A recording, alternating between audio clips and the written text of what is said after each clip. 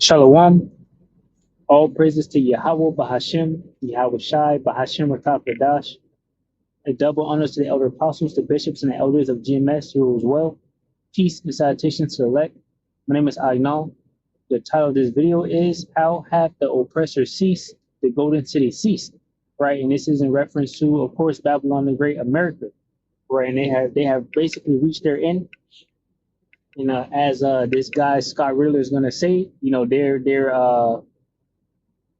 basically caught between a rock and a hard place. You know, I want to grab this Jeremiah 51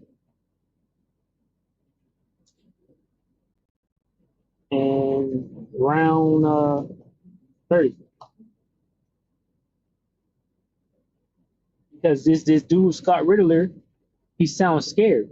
And everything that's been going on in the world regarding this Iran situation, you know, is it's like basically it's like America is born to fight. They don't want to pull the plug and go ahead and do what they have to do. Just like some of the elder brothers say, America is kicking the can down the road.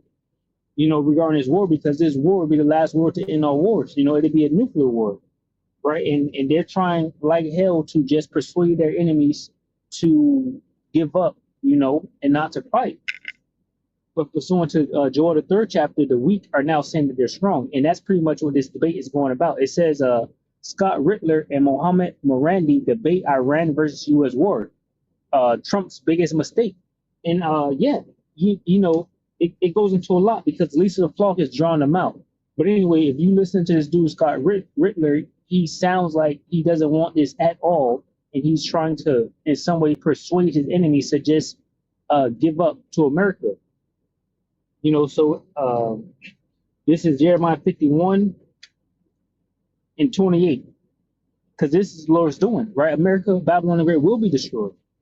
Jeremiah 51 and 20, it says, prepare against her the nations with the king of the Medes. So it says, prepare against Babylon the Great, America, the nations with the king of the Medes. And that goes into what? Ezekiel, the 38th chapter, right? Regarding Gog and Magog, which is Russia, right? Which is the king of the Medes. And the nations are going to be joined unto Russia, like Iran and China, which they also go into in this video here. And I listened to the whole thing. It's a good, a good video. It's basically saying, one side saying, don't do this or we're going to destroy you, and the other side saying, we don't care, we'll destroy you back. That's pretty much what's happening, right? So anyway, Jeremiah 51 and 28, it says, prepare against her the nations with the king of the Medes and the captains thereof, and all the rulers thereof, and all the land of his dominion. And the land shall tremble in sorrow, for every purpose of the Lord Yahweh shall be performed against Babylon, to make the land of Babylon a desolation without inhabitant. And it seems like this is something that Scott Rittler is afraid about. He goes on to say that, basically America's going to come down with, overwhelming force, and he's I guess scared for the Iranian people. He doesn't want to see that happen, but maybe he's afraid of the war. Because verse 30 says, the mighty men of Babylon have forborne to fight. They have remained in their holes. Their might have failed. Right. And America, Babylon the Great, is known for what? Dropping bombs on people, big major bombs. But now what? They're facing global superpowers as well, like China and Russia, right, which has strategic ties with Iran, right? And mainly what the scriptures say in Jeremiah 50 in verse 45, that it says, therefore hear ye the counsel of the Lord Yahweh, Bashim Yahushai, that he hath taken against Babylon, and his purposes that he had proposed against the land of the Chaldeans, right? This is Babylon the Great. It says, surely the least of the flock shall draw them out. Surely he shall make the habitation desolate with them, right? So basically, America now is caught in a position where they don't want to do this, but they have to, because the least of the flock is drawing them out, right? You can get into it like, Trump and his cabinet and whatnot, how these JWOs have, poured money into him, and he promised them different things, and that's what we're seeing in these last days. And Trump is all about trying to make a deal with everybody, So anyway, so the Lisa Falk is drawing them out, right? And they're trying to find a way out of it. And it seems here Scott Rittler is pleading and begging that they cease and desist, which we'll get into. So reading this again, Jeremiah 51:30.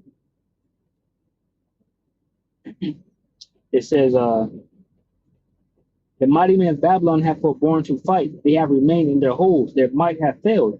They became as women. They have burned her dwelling places. Her bars are broken, right? So let's get a little bit into it. Well said, Professor Marad.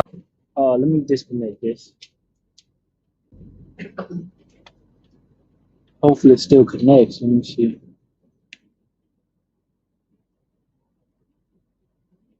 Should be good.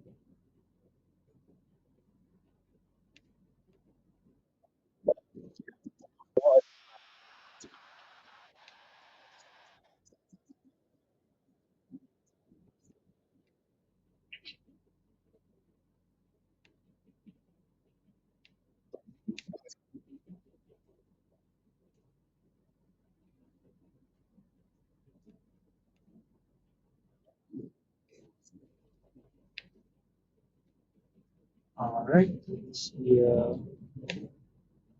Screen share audio. Let me mute this.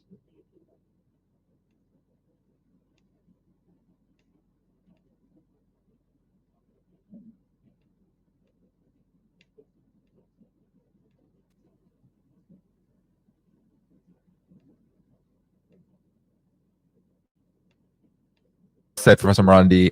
You guys, I did have one last thing I wanted to cover. Are you okay with that? Just because Scott said something, I definitely wanted both of your opinions on. First, Scott to elaborate, Sure. And then Professor Morandi, you maybe to. Unlike what you think, where I sit for these programs, for these interviews, isn't very uncomfortable.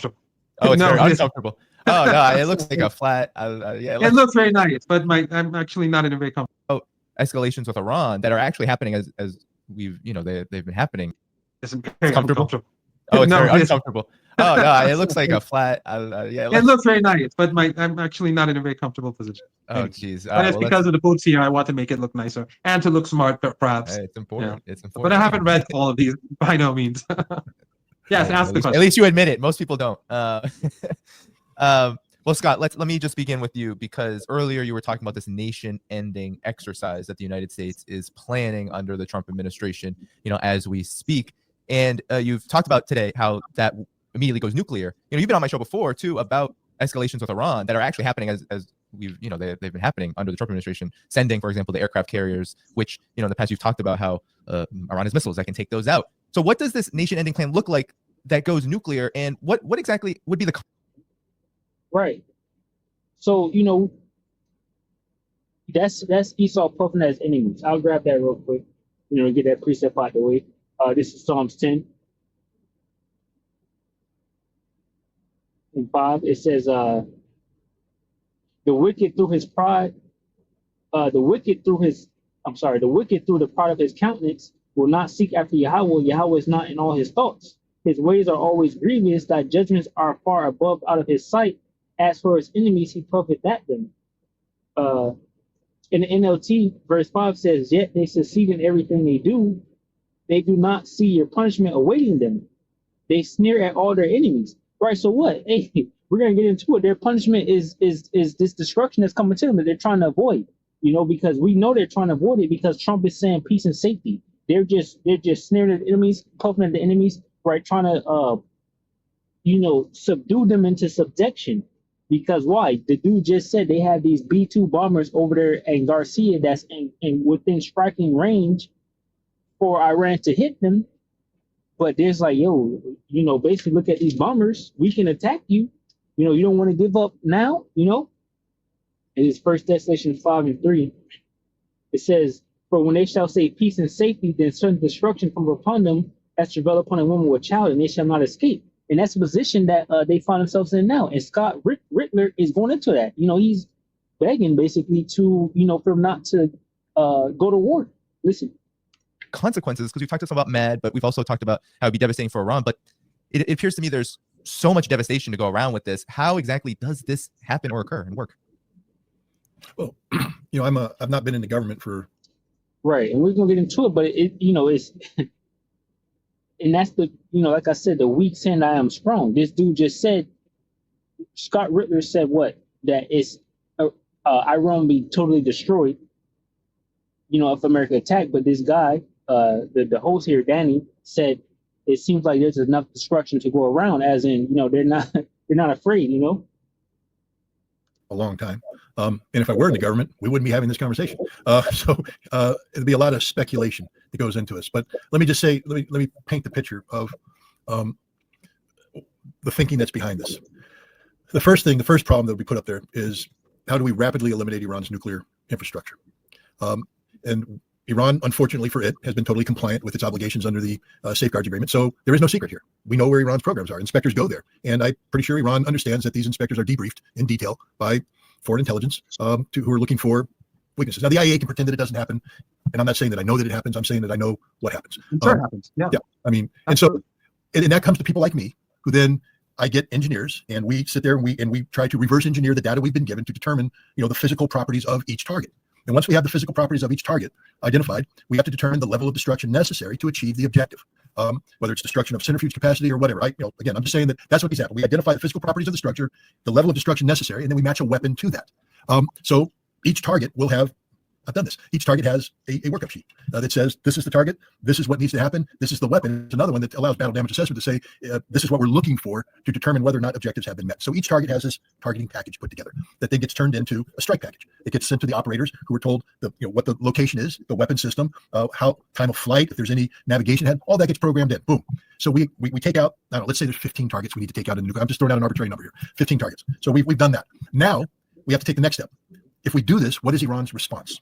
And Iran has promised a devastating response. So we then say, what do we need to do to interdict, to the extent possible, Iran's ability to carry out this response? And so we go back to intelligence, and we know Iran has these underground cities. So we scour the intelligence to look at potential construction, to find out where it is. We then, again, build up a model of the facility, what we think is going on inside the facility. We are actively collecting intelligence. Again, Professor Morandi knows this. Intelligence organizations are trying to speak to your engineers, to people who work there, to people who may have been providing construction assistance to build up this capability. So we have an understanding. And each one of these then is assigned a weapon capable of achieving the objective.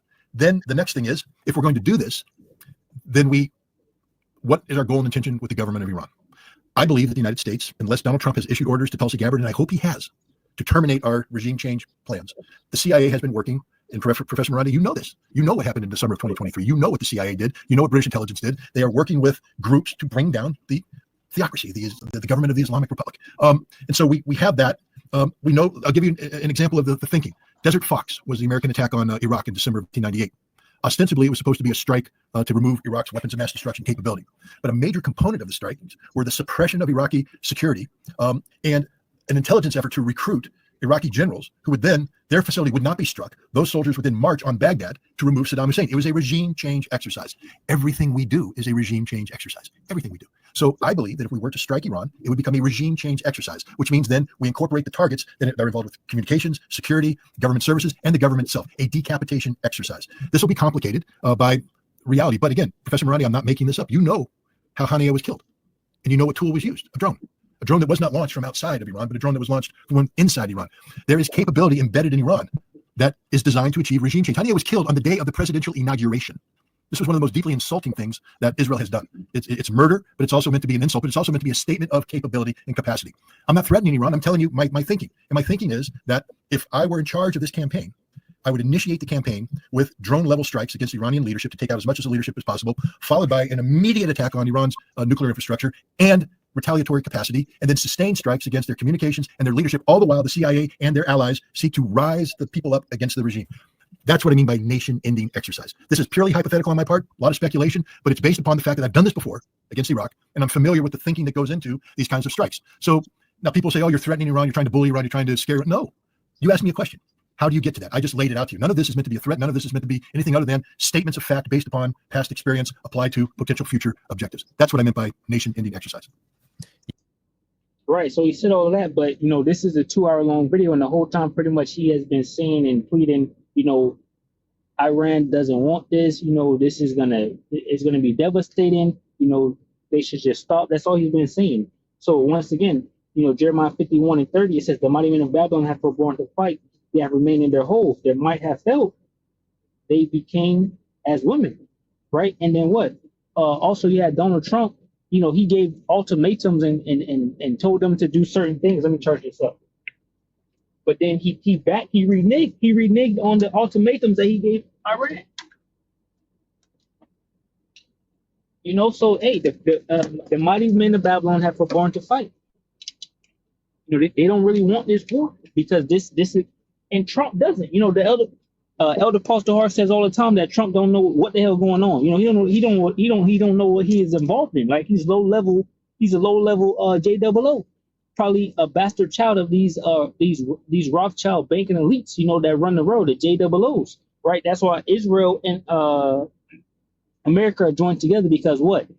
These JOOs, they run America for the money, and another hub of that is, of course, Israel.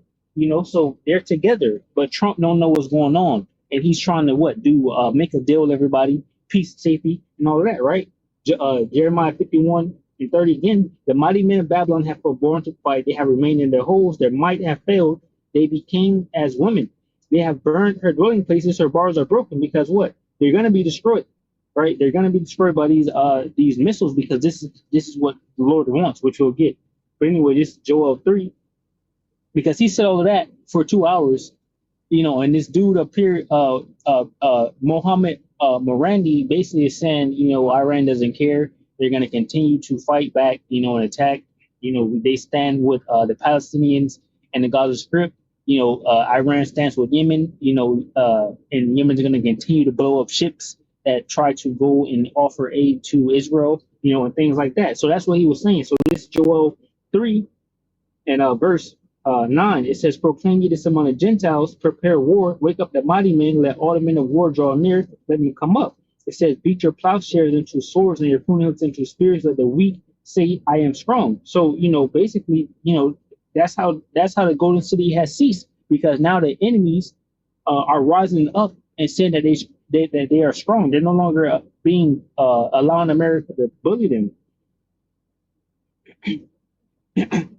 So anyway, continuing on, verse 11 in Joel 3:11 says, assemble yourselves and come, all ye heathen, and gather yourselves together round about. Because Almighty wants to come down on Lord Yahweh Bashmi outside. And that goes to those nuclear missiles, which will come down. And these nations, basically they're saying that America is a problem. They're standing up to America, right? They're saying, listen, you can't, that's why Habakkuk 2 says what it says. The nation saying, how long, can this continue? Roughly paraphrasing the Habakkuk chapter 2.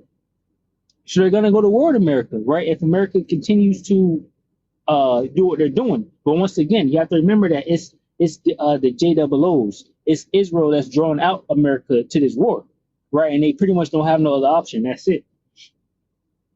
It says in verse 12, let the heathen be weakened and come up to the valley of Jehoshaphat, for there will I sit to judge all the heathen round about. So, hey, they're going to that valley. All right, let's get some more of this a little bit. Yeah, Professor, Yes, I want you to and, respond to that. Sure. yeah, Yes. I understand what Scott is saying, and that this is not meant to threaten the Iranians. All I would say for the audience is that the Iranians know American capabilities, and the Iranians have themselves counterintelligence. The Iranians feed the Americans false information. Striking Ismail Haniyeh, regardless of how it was done, was not a difficult thing to do. There were hundreds, if not more than 1,000 guests in Iran, and they were all in different guest houses, and no one was expecting that sort of attack. It was a big mistake on behalf of Iranian intelligence. But remember, the deep state almost killed Trump, so it's not as if this is unique to Iran. Of course, they tried to say Iran was behind it, or Iran was behind an attack to sort of, I think, hide the fact that they're the ones who were trying to kill him. But anyway, because I think your audience should rest assured, if tomorrow Trump is assassinated, I have no doubt the Americans themselves did it. But anyway, try to blame Iran, but the Americans did. All right, so we're going to get some of that guy. This is Isaiah 14 in verse 24, because Babylon the Great is trying to escape this, right? They have forborne to fight. Isaiah 14:24 says, the Lord Yahweh of hosts have sworn, saying, surely as I have thought, so shall it come to pass, and as I have proposed, so shall it stand, that I will break the Syrian in my land, and upon my mountains tread him underfoot. Then shall his yoke depart from off them, and his burden depart from off their shoulders. Off of what? Off of the Israelites, right? Because we're oppressed on our enemies now. It says, this is the purpose that is proposed upon the whole earth, and this is the hand that is stretched out upon all the nations. See, so they're going to go to war, right? Babylon the Great, there is no escape. Just like Trump is, like I said, is trying to make the deal, trying to bring in that peace and safety. it says, verse 26, this is the purpose that's proposed upon the whole earth, and this is the hand that is stretched out upon all the nations. For the Lord Yahweh of hosts hath proposed, and who shall disannul it? And his hand is stretched out, and who shall turn it back? See, so there's no escaping this. So let's get towards the end a little bit, because then he goes to that peace and safety.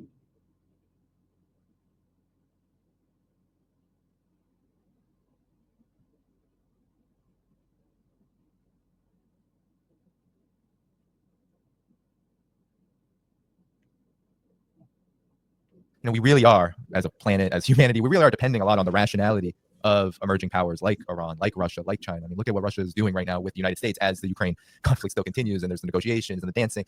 Iran, too, has, for so many years, through rationality, has negotiated with the United States in good faith and met the commitments. And now we have a big challenge now where you have the United States under Trump, yes, but of course this has a long history of Iran being threatened, the aggression toward Iran building up, and as Scott, you alluded to, this very real threat of a catastrophic war. So the big debate that has emerged is, well, what does Iran do? What happens from here? And the big challenge is Iran has its sovereignty to protect, has its interests to protect, its self-determination to protect. And it's just so hard to imagine how much more can Iran give before it becomes capitulation. And now that is, I think, a very dire question that, yes, Professor Ronnie, you're right, like the United States, yes, this is the source of the issue. And Scott, you've also said this today too. So if you have any final comments, I want to definitely give you both the opportunity to. I'll start, and then Professor Morandi can finish it up because he's far more eloquent. What I'll say is this. Peace can be the only outcome here. And if you're not working towards a peaceful outcome, you're the problem, not the solution. And I say that to the people that are encouraging Iran to develop a nuclear weapon because they somehow believe they have an insight on what determines. Right. So he said peace, right? And the comments is crazy because they're saying things like, well, Trump is telling Iran to not have nuclear weapons while threatening to destroy him with nuclear weapons or trying to make a nuclear weapon. So those things are coming out. But this is First Thessalonians 5:3. It says,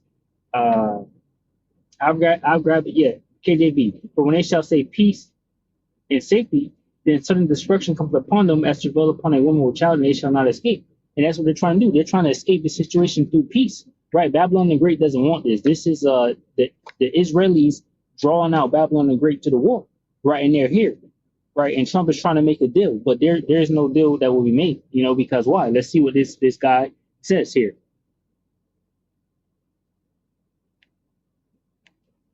Point out that the Israeli regime has lost over the past year and a half, more than a year and a half. Yes, the resistance has been hurt. Gaza is suffering immensely.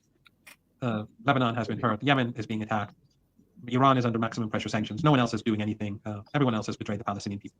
Even those who pretend that they're doing something, they're betraying the Palestinian people. But I mean, these regimes. But Israel has lost. It's lost. It has not been able to gain a foothold. It's the burden on the regime, economic, military, political burden is huge. The divide inside the regime is unprecedented. But most importantly, the regime has been delegitimized in the eyes of the world. And the world sees it. China is a good example. As I said, I frequently travel to China. Before October the 7th, most Chinese were indifferent. And I could say that people were divided. Maybe some say even, let's say those who followed the issue, some of them even had some more supporters for Israel. There were more supporters for Israel than for the Palestinians, basically because of business and that sort of thing. But now, I think since over the last, year and a half or so, I've been to China maybe 4 or 5 times, been to different cities. It's almost universal, the hatred and contempt. The same is true in Russia. I've been to Russia a few times since. And of course, my experience is anecdotal. When I speak to colleagues, when I speak to people, the mood in Russia has changed. And the same is true everywhere. Even in India, I think it's, as these images come out, a lot of people are saying, well, the world in any case has turned against the regime. And we just have to keep pushing. And I